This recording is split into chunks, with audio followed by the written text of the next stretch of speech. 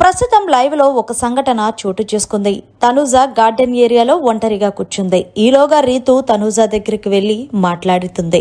ఇకేమని మాట్లాడుతుంది అంటే, నువ్వెందుకు నాతో అంతలా గొడవలు పెట్టుకుంటున్నావు, నేనేంటో నీకు తెలుసు కదా, ప్రతి దానికి నువ్వు నా మీద నిందలు ఎందుకు వేస్తున్నావు అంటూ తనూజని అడుగుతుంది రీతు.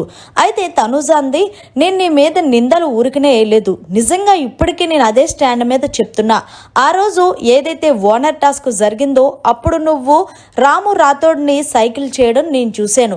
నేను ఇక్కడ అబద్ధాలు ఆడడానికి రాలేదు, అలాగే ఎవరిని మోసం చేసి ఉండాలని కూడా నాకు లేదు. నాకేదన్నా తప్పు అనిపిస్తే తప్పు అని చెప్తాను, అంతే తప్ప ఒకరిని టార్గెట్ చేసి వాళ్ళతో ఇది చేసి నేను వాళ్ళని మోసం చేసి ఆడాల్సిన అవసరం నాకు అస్సలు లేదు అంటూ రీతుకి కౌంటర్ ఇచ్చుకుంది. ఇక రీతు అక్కడతో ఆక్కకుండా కావాలనే చేస్తున్నావని అనిపిస్తుంది తనూజ.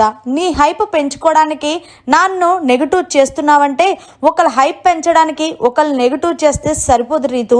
జనాలు చూస్తున్నారు, ఇది నువ్వు నేను ఆడుకుంటున్న బొమ్మలాట కాదు, ఇది బిగ్ బాస్ షో.